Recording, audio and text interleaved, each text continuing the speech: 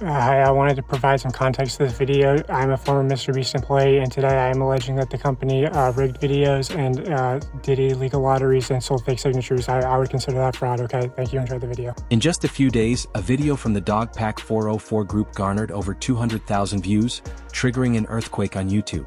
In a mere 20 minutes, they accused MrBeast of staging challenges, engaging in covert advertising, organizing illegal lotteries, and even deceiving participants. Details explosive enough to turn the internet heroes into the center of suspicion. And most notably, this video has almost vanished from search results, as if an invisible hand is trying to conceal it. Yet herein lies the paradox. MrBeast, once hailed as the YouTube saint, the man who turns every video into $1 million miracle, a symbol of digital age generosity.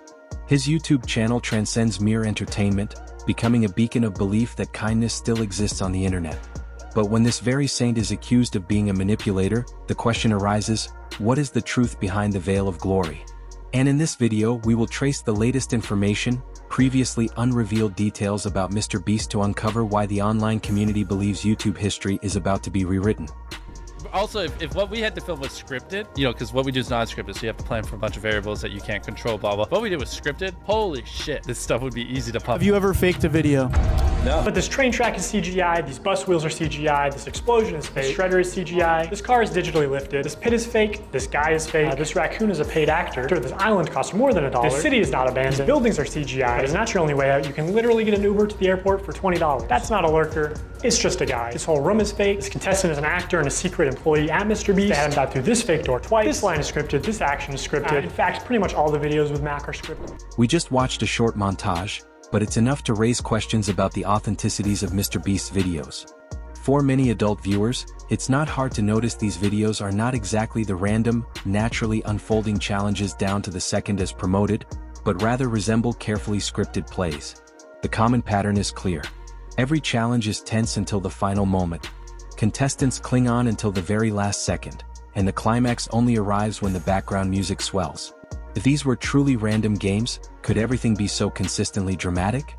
With millions of dollars invested in each video, the idea of MrBeast allowing a challenge to end abruptly when someone quits after just a few minutes is almost unthinkable. Many opinions suggest that this is why he must intervene to keep the game going, to place plot twists at just the right moments, and to ensure viewers can't look away from the screen. This might be a compromise with YouTube's entertainment formula, drama, surprises, and constant escalation.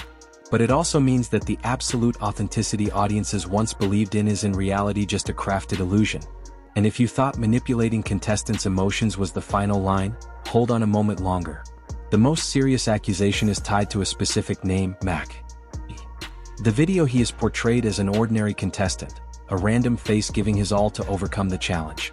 This image makes it easy for viewers to empathize, placing their full trust and hope in his journey.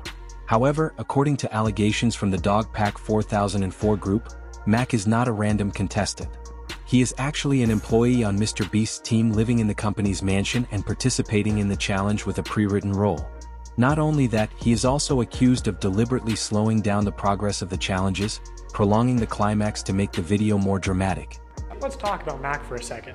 We will die. Do you understand that? I found public records showing that Mac moved from California to Greenville, North Carolina, where Jimmy is located, back in August 2023, 2 months before he appeared as a contestant. According to a former MrBeast employee, this is around the time when Mac started working full-time on the editing team at MrBeast. Also, he didn't just move into any old house, he moved into $1 million mansion. Now, I'm not gonna dox him, only some asshole would do something like that. His 6,000 square foot $1 million mansion comes with a movie theater and 7 bathrooms.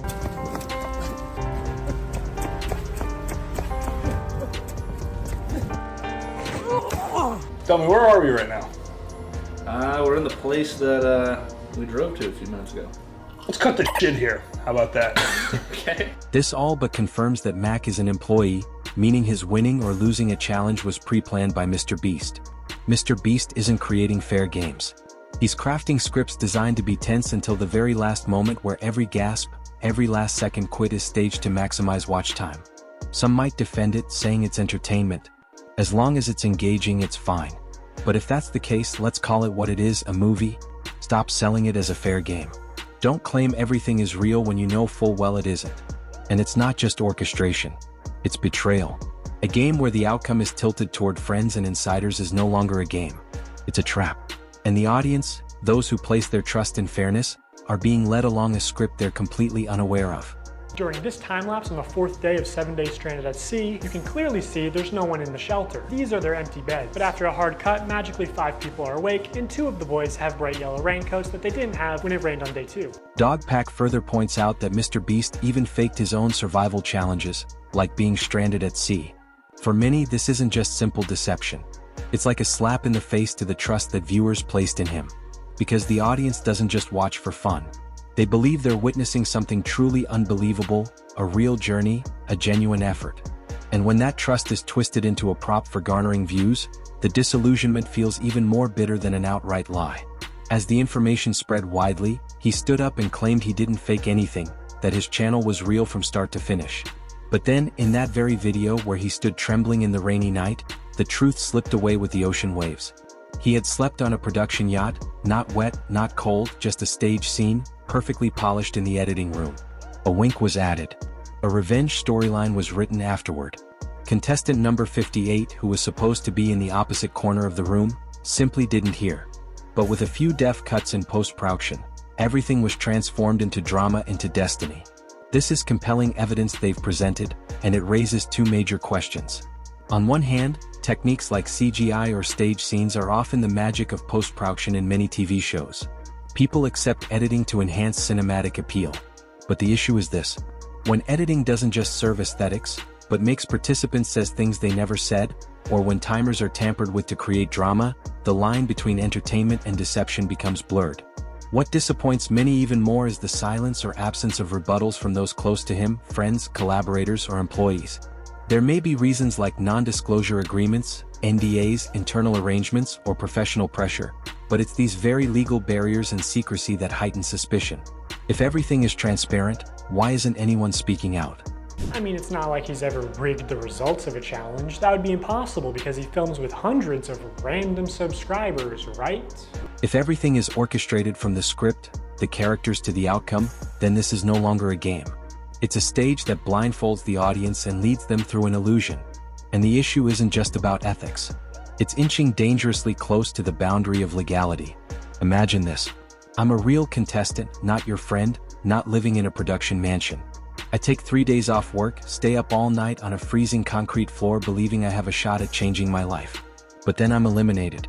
Not because I was weak, but because I didn't have a role in the script. And when the video goes live, I realize 90% of the others were friends, partners, employees, people who always get better outcomes than me because they were written that way. This doesn't just make contestants feel betrayed. It has ignited a firestorm of outrage on social media. Thousands of comments denouncing the gold-plated deception. Hashtags calling for boycotts spreading like wildfire and forums beginning to hunt for every suspicious detail in the videos. The feeling of being deceived has spilled beyond the YouTube screen, turning into a collective investigation where the online community wants to uncover the truth themselves.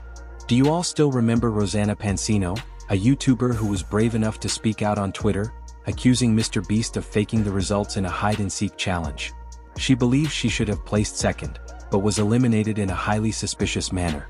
At the time, the community's reaction was brutal. They mocked her, called her petty, a sore loser. Even I was skeptical back then, but now, as the pieces start to fall into place, the picture is completely different. She was telling the truth, and that truth isn't just in her personal accusation, but is revealed through seemingly minor details. Right from the introduction, the challenge was fast-forwarded with the timer added in post-production. There's a scene where MrBeast clearly touches the laser beam, but it's still counted as perfect. Moving to the next level, contestants turn water valves, but the camera shows the valves aren't connected to any system at all. Water flows out even when no one turns them, and they can even be twisted freely like empty props. This leads to the hypothesis the producers may have controlled the water flow with a remote switch, adjusting the outcome to be both dramatic and aligned with the script. This means the challenge is no longer a fair game, but a pre-chestrated performance. In traditional media, this isn't just an ethical deception. It could violate the law because any game show with prizes is required to have independent oversight to ensure absolute fairness for all contestants. If the truth is proven, those million-view clips will no longer be seen as mere entertainment. They will become evidence. There's a peculiar detail that repeats in nearly every MrBeast video. they always end at the exact 0.1 second mark. A perfect level of drama that's hard to believe. In reality, any random game could end much sooner, sometimes after just a few minutes. But in MrBeast's world, everything is always pushed to the maximum climax as if pre-programmed. Many viewers argue this is just an entertainment tactic. However, others point out if cash prizes or tangible rewards are given, manipulating outcomes to sustain drama could cross legal boundaries. In traditional game shows, every challenge must have independent oversight to ensure absolute fairness. What's notable is that evidence of these stage details is no longer just speculation. In the exposed video, analyzed frames clearly show irregularities enough to make viewers question, are we watching a genuine competition or merely a scripted movie with rewards distributed at the producer's whim? And if a contestant feels wrongfully eliminated, they could absolutely consider taking legal action. And if the story about Mac reveals deliberate staging to create drama, another seemingly harmless detail unveils a more sophisticated layer of manipulation. Now, let's talk about the subscribe for a cookie text on MrBeast's channel banner. For adults, it's just a joke. A familiar type of sarcasm that no one takes seriously. But for children, it's an entirely different matter. Kids aren't born with the ability to discern sarcasm. In their eyes, a promise, whether it's a cookie or $10,000, is taken literally. And this is precisely what makes that seemingly innocuous phrase dangerous. In a child's world, rewards are a fundamental logic. Behave well and get candy. Study hard and earn video game time. Adults teach children to believe in this fair exchange. When a powerful online figure like MrBeast makes a promise, even metaphorically, it's no longer just a casual joke. It can easily become a tool to manipulate trust. To be fair, this detail might just be a minor flaw, not enough to discredit all other arguments, but it cannot be ignored in the larger picture it reflects. As some have pointed out, there's ample evidence that MrBeast uses tactics to entice children with promises of rewards from subscribe. And you could win $10,000 to challenges that resemble lottery tickets for viewers as young as 7.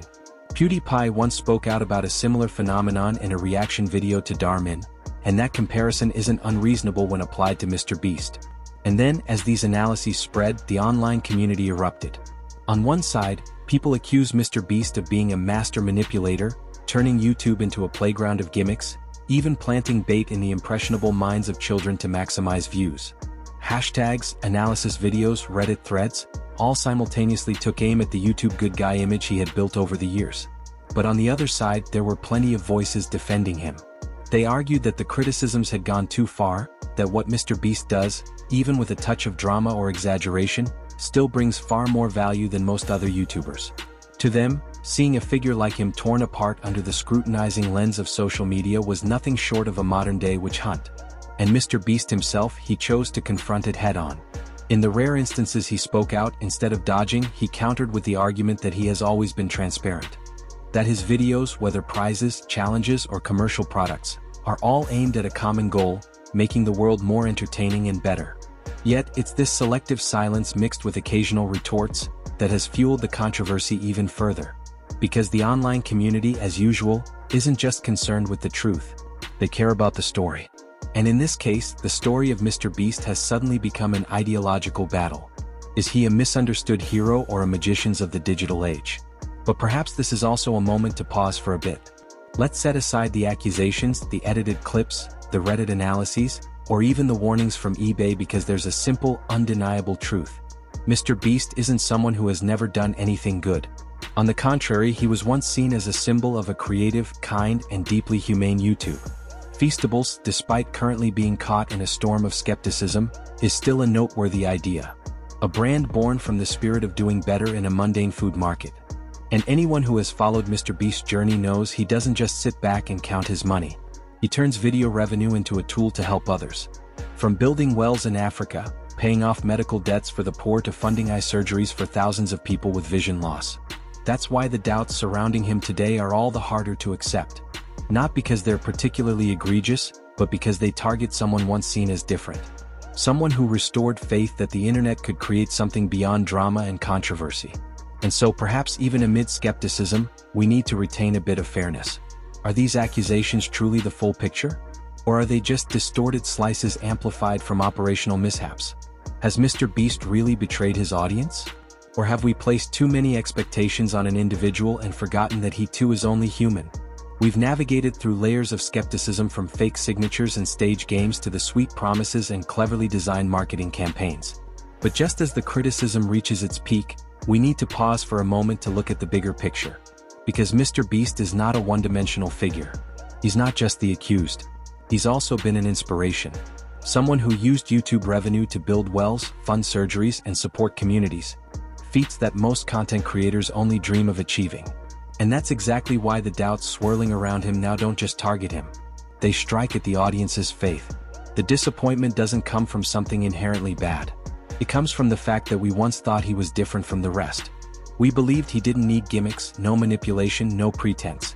And when these accusations began to cast a shadow over that image, the feeling of shattered trust isn't anger, it's regret. But we must also acknowledge as of now there's no irrefutable evidence. Everything still lies in a gray area between a radiant past on one side and unanswered questions on the other. Perhaps he made mistakes. Or perhaps we've placed too many expectations on one person, forgetting that he too is only human. And in the end, the question isn't whether MrBeast has truly changed. It's this: in a world where everything can be staged, is there anything left that we can truly believe is?